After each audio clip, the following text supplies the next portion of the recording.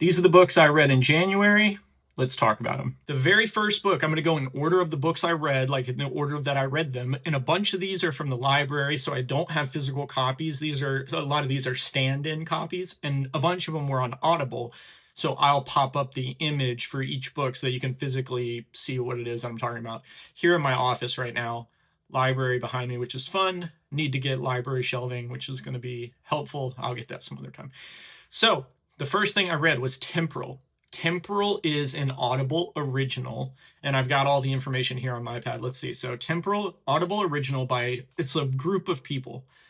Beck Bowie, Julian Simpson, Richard McLean Smith, Nosa Igid, I don't know how to pronounce it. Anyway, it's from a bunch of authors, kind of collaborated. It's almost like a screenplay. It doesn't really read like a book.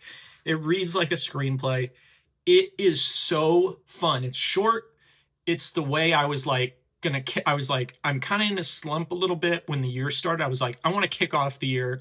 I'm going to kick off my reading.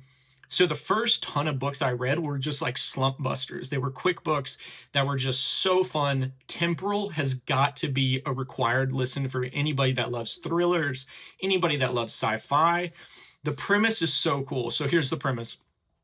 A group of people in the future discover that the Earth is like going to die or whatever. So, and I feel like some of this is spoilers because some of this you don't, I'm just going to tell you what the premise is. And if some of it is spoilers, it's fine. It doesn't hurt the audio at all. It's still an amazing thing to listen to. So a group of people in the future decide Earth is going to die. So in order to survive, we have to transfer to Mars. So they do. They successfully transfer to Mars. For thousands of years, I think exactly 1,000 years they live on Mars. Then they realize, like 900 years in the past, they're 1,000 years in the future on Mars. They realize, and they've known this for a long time, they're like 900 years ago on Earth, there was something called the vanishing, where everybody on Earth vanished. They don't know what it is. They don't know why. They just know everybody on Mars is okay, and we're running out of resources on Mars. We need to go back to Earth. But there's this thing called the vanishing. We have no idea what it is. We have no idea what happened to all the people, but we just know for hundreds and hundreds of years, people just vanished. And it's scary, and we have no idea why. So they invent time travel. This is really fun. This is where it gets fun. I love time travel. If you're a sci-fi person, time travel person, I'm the same as you, love time travel. So they invent time travel, and they're like, you know what we're going to do? Instead of just like some generic time travel idea, they're going to go back through history to all of history's greatest mysteries. That rhymed. I didn't mean it to. They're going to go back through all of history's greatest mysteries and like be a detective. They're going to send teams of detectives through history in these temporal, they call them temporal teams. They have these different teams going through history into the past. It is so amazing. I lived on Outer Banks growing up. Obviously, we learned about Roanoke. We went down to the Roanoke colony, right where the colony was, on a field trip. We had people give presentations on how this colony vanished. That's in the book. They go back to like whatever the date is, and they witness the vanishing of Roanoke, and they're part of it. Like the time travel team is part of the vanishing. It is so cool. And then in Roanoke, the stuff that you hear in real life, like they had this word they wrote on a tree in real life called Croatoan, and that's like the only thing they could find. They're like, everybody vanished, but they have this thing called Croatoan. The time travelers in the book wrote that. Isn't that the coolest idea? I mean, obviously in real life it's not, but that is such a creative, unique, and you could argue it's very simple. That's a simple concept. Of course you could come up with that, but that is so fun. I just find that enjoyable. So fun. And imagine that, but for tons of events like DB Cooper, the mysterious DB Cooper flight and everything. They went back to that. They went back to all these different mysteries. It is so fun to listen to. Such a great thriller. You are literally on the edge of your seat, and it's so enjoyable. The audio, oh my gosh, the audio is so good. The sound design, you hear all the stuff in your head. You hear the gunshots, you hear the steps, you hear the sound design is amazing. Not only that, the voices, the voice acting, the people they pick to play these actors, there's a huge cast. It is so amazing, so incredible, so moving. And the end of the book, you find out kind of what happened, and it's so enjoyable. It's so juicy. Like, it's such a fun thing. So you got to read Temporal. Listen to Temporal. You got to listen to it. Anyway, I don't think they even sell it as a book. To my knowledge, I haven't checked, but I think it's only an audio. They might sell it as a book, but it's really meant as an audio experience, so you got to listen to that. Next, iPad here. Earthside. So this is interesting. Let me get into this. So Dennis E. Taylor wrote a book called Bobiverse. You probably have heard about the Bobiverse series. There's 5 books. Love those books. Best, got to read those books. He wrote another series that is lesser known called the Quantum Earth series. Now, this is the second book. There's only 2 so far. I read the second book on January 10th. I finished it on January 10th. Again, this was an Audible listen to me. It's an incredible listen on Audible. The premise of this book is as follows. Imagine that there's a bunch of kids at a university days or weeks before Yellowstone erupts and changes the face of the world. Yellowstone erupts and it changes the reality. Huge catastrophe. Hundreds of people die. Thousands of people die. And then there's food. It's a nightmare. Imagine if a week before that, there's a group of graduate students at a local university. They discover a portal. They can open a portal to another parallel Earth, and they can tune it to change what Earth they go to. They can go to a parallel Earth that has dinosaurs. They can go to a parallel Earth but it's always at the current time. They're going to the parallel Earth that's the current time they're in now, and they can change the frequency and go to different ones. So they basically start exploring this machine. They build a gate and they start exploring this parallel Earth. They pick a frequency and they just start exploring. Days later, Yellowstone erupts. All these kids are stuck, stranded, because everybody left town without there's no rental vehicles, everybody's stuck. And so they literally round up hundreds and hundreds of kids and say, look, I know you're not going to believe us, but we've got a gate. We can take you to safety. You have to come with us, but we need your help. We need chefs, we need cooks, we need project managers, we need architects, we need people that can build stuff. We need people that everything you can imagine to build a civilization or a society, a very basic society. And they literally build a truck that can fit, they build a gate that can fit trucks. So they called it the truck gate, big enough for you to drive trucks through. And they just start transporting so much stuff through the gate. And they successfully do it. I'm not going to tell you much more because it might be a spoiler, but this happens like 2 minutes into the book. They get people through the gate, and then the adventure begins. This is book 2, so they're much more further along in this book. They've been living this way for a long time. In this book, there's like some drama with they keep going. They're so fascinating the way they do this. They have like a little tiny gate on the end of a stick where they can hold it, and they look like they can peer into the other parallel reality from where they're at and see. So they can be in the parallel Earth, and they have this little portal on a stick, and they can look back into our Earth and be like, where am I standing at? Because where they move to is where the gate is on the other side. So they can be walking around and be like, oh, I'm in the Safeway. The Safeway's been abandoned. Everybody's taken everything out of it. But look, there's some meat on the, or not meat, but there's some pasta. So they can see it through their little tiny pinhole camera, and then they open a gate really quick. They walk through, they grab the pasta and walk back and close the gate. So cool. That is such a cool idea. Love, love, love. Incredible series. You got to watch that. Okay, next. This is a physical. I did buy I didn't. Did I buy it? I don't think so. I did Libby. So on Libby, you can get the audiobook. I think it's Libby.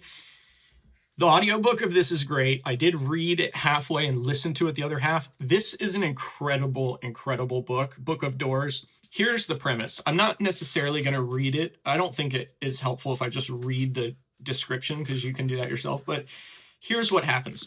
So Book of Doors, there's a girl at a coffee shop. She's at a coffee shop. Some old man is sitting there. He comes there every day. He dies.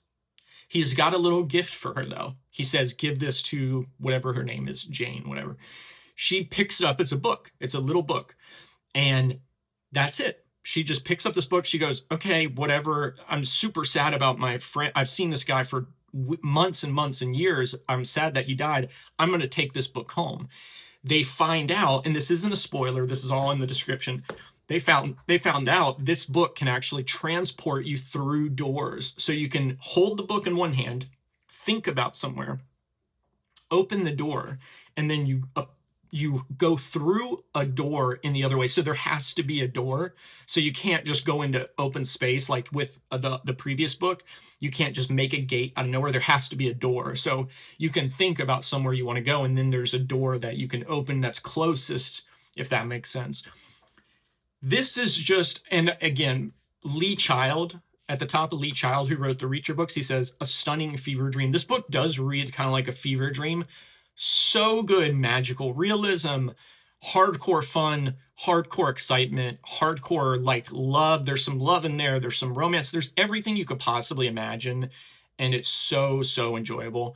This is a must read for anybody that likes magical realism, anybody that likes cozy. This book gives cozy. It is just so many different good vibes that this book gives. And then there's something that's added halfway through the book that there's all these other, I'm not going to tell you. It takes the book to another level of complexity, and it makes it so much more enjoyable. So this is a must read. The next book I read is called The Library Book. Okay, I got this on Libby for free. This is such a good audiobook, The Library Book. It's basically what it is it's a history of how the Los Angeles Library burned. So at some point, the Los Angeles Library just was set ablaze, burned and burned and burned. It is so riveting. I never thought I would be interested in this. I never thought I would care about a burning library. They don't just talk about this one library. They go back through history and teach you about the importance of libraries, other disasters that have happened to libraries, the burning of the Library of Alexandria. Like, there's so much juice inside of these pages. It's nonfiction, obviously. So enjoyable if you like history, if you like kind of crime thriller. It's got a little bit of a crime thriller angle. Obviously, it's not a thriller technically, but it's pretty thrilling to hear about. They talk about books. This is for people that love books. Just put it this way, if you love books, this is a required reading item because they talk about the love of books. They talk about why books are important. They talk about the best books. They make things relevant via other books. So like Fahrenheit 451 is relevant to this because they burned books, and it's so good, so good. I could not stop listening to this book. It was so good. Okay. Next book. I finished this one on January 22nd, 11/22/63. Okay, I got this on Thrift Books. It's a very beat up copy. 11/22/63. Okay. Stephen King. This is my first ever Stephen King book. This is the best. So look, you already know, if you're new here, go back to my previous video and watch my previous video on why I'm new to fiction. So I'm new to fiction, so don't hold me to this, but up to this point, this is the best book I've ever read in my entire life. This is the best book ever, ever, ever, ever. It is so good, and I'm so excited to talk about. I mean, I could talk about this book for an hour. I'm just going to be very brief.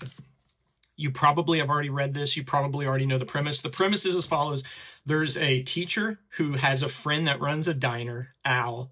That diner has a wormhole, basically, a wormhole into another time. They go back to 1963, whatever it is. Not 63. It would be like 1958 or something, whatever.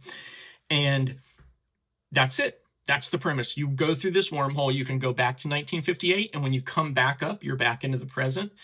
You can spend years in the past. And when you come back, it's only been 2 minutes. So you can spend 15 years in 1958, get to 1960, whatever, and you come back, it's only been 2 minutes in present real time. And that's it.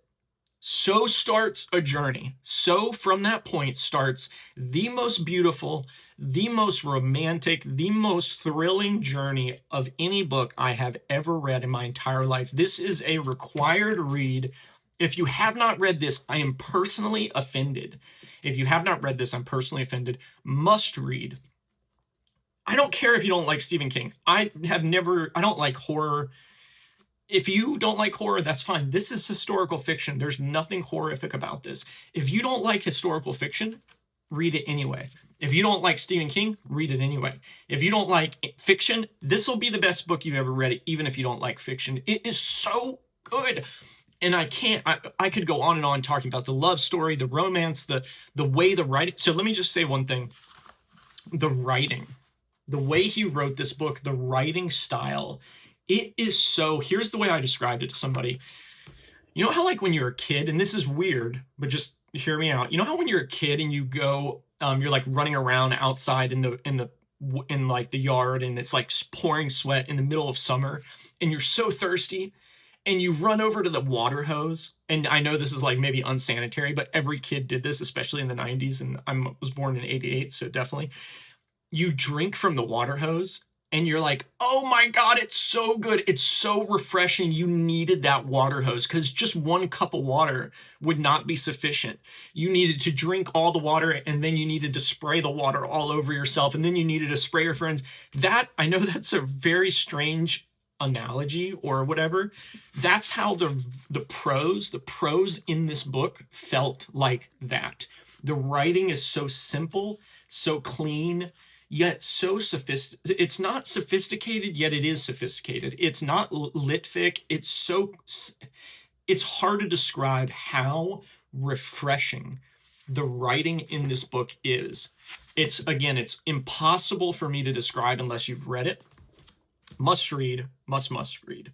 Next, Bobiverse, Book 4, Heaven's River. Bro, are you kidding me? This book is so good. Heaven's River, Heaven's River, Heaven's River. If you like sci-fi, I don't care, even if you don't like sci-fi, if you've never read sci-fi, I want you to read the Bobiverse, but let me give you a catch. Okay, it's a little bit of a gotcha, or not a gotcha, but this is a little bit of a, like, addendum. You're going to read Bobiverse. You're going to read book 1. Okay, you're going to read about 200 pages or 150 pages or maybe 100. And you're going to go, I don't know if I like this. Happens to everybody.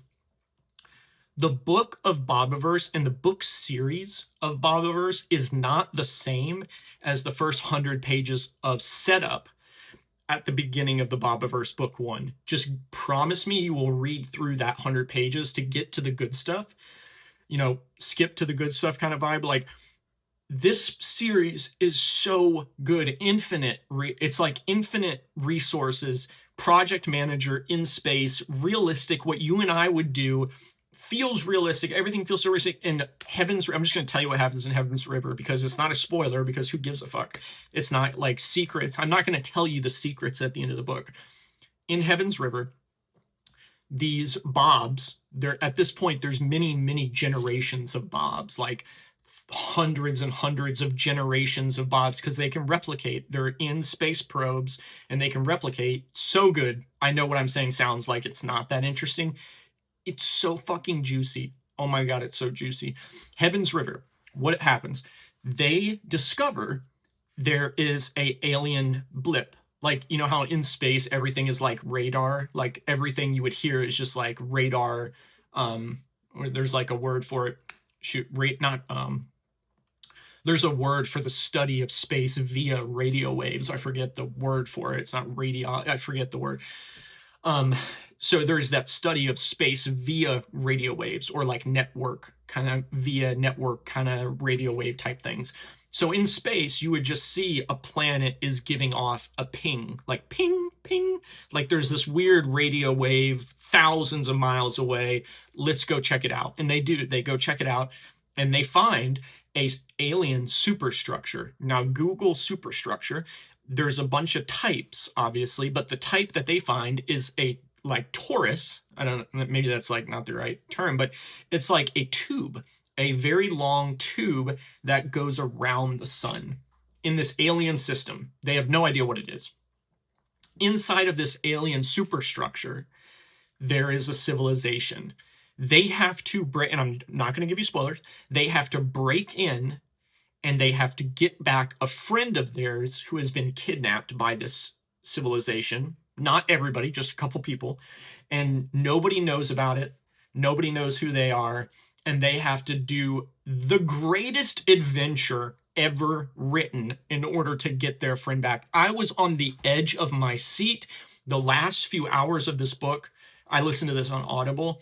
The last couple of hours, I was like, bro, tell me what the fuck. Like, because it's happening and you want it to happen in a way that's positive because you love these characters so much. Even though they're just space probes, you love these characters so damn much. You're like on the edge of your seat because there's this heist. They're traveling through this superstructure, billions of miles. Oh my God, my heart was beating so fast. Not going to tell you what happens. It's very shocking what happens at the end. I just started the Kindle Unlimited version of book 5 because it's all on Kindle Unlimited. You do not have to pay for this series. Go to Kindle Unlimited and read them all for free. It's so good. I just realized I'm not wearing my wedding ring. Weird. It's over there. So Kindle Unlimited, all of them are free. Book 5, oh my God, I'm obsessed with this book. It's so good. I'm like, I can't fathom how good this series is, dude. I swear to God, though, promise me this. If you start reading this book and you get stuck before 200 pages of book 1, promise me, you will just get through it. Because the book changes, the whole series changes, everything's different. It's a requirement that you do that. The next book here that I've got on my iPad, Eruption by Michael Crichton and I guess James Patterson. I've never read a James Patterson book. I'm a Michael Crichton fan because I'm trying to read all the Michael Crichton books, but they've all been kind of like meh somewhat. I really like Blake Crouch. Blake Crouch is kind of the new Michael Crichton to me. Recursion, Upgrade, Dark Matter, the Pines trilogy. He's kind of the shit to me right now. Eruption was a 2-star. So let me I forgot to tell you what the stars are. Okay, let me go, let me tell you what star rating I gave to everything, okay? Okay, Temporal, I gave Temporal a 3.75 star. Quantum Earth Book 2, I gave a 4.0 star. The Book of Doors right here, Book of Doors, I gave 4.5 stars. The library book, I gave 5 stars. It's a 5-star book. 11/22/63, this one, I gave 5 stars. Heaven's River, Bobiverse Book 4, I gave 5 stars. Eruption, Michael Crichton, 2 stars. This book was not great. It was just okay. It was not the best book I've ever read. It was okay. It was hard to listen to. I just basically put it on 2x and I was like, let's just get through this fucking book. It was fun-ish. It was okay-ish, but it just was, there's other better books. I would not recommend this book to anybody. Then I read Blake Crouch, Wayward Pines. Blake Crouch has this book series. I can't tell you much about it because it's fucking mysterious as hell. Sorry for cussing. It's called the Pines trilogy or Wayward Pines. I read the 2nd book in January. I read the 3rd book in February. There's only 3 books so far. I hope he writes another one. He probably won't. The 2nd book is okay. The 3rd book is like 4.75 stars. The 2nd book is 4 stars. I can't really tell you anything about it. A man wakes up from a car crash and there's some kind of mystery that happens. I can't tell you anything about it because everything's a spoiler. It is one of those books where everything is mysterious. Everything is a spoiler. Nothing is what you think it is. Really fascinating, really interesting. 2nd book is good. I gave it 4 stars. The 3rd book is incredibly good. 4.75. It is an action thriller on steroids. I'm talking steroids like you've never seen before. Like just blood, gore, like, and again, I'm not into horror, so that this isn't a horror. It is kind of horrifying, but like the things that happen in the 3rd book, it's like an alien kind of situation. I'm not going to spoil. I think that even that saying that was a spoiler. Forget that I just said that. It's fucking so good. So read this series. Okay, the next book I read in January. I think this is the last book. Nope, that's it. Okay, the next books are February 1st. So I finished 1 book in February 1st. I'm going to give you a spoiler. That was Micro by Michael Crichton. I'll talk about this in my February wrap-up video. We're only like 10, 15 days into February. I'll do that video at the end of February.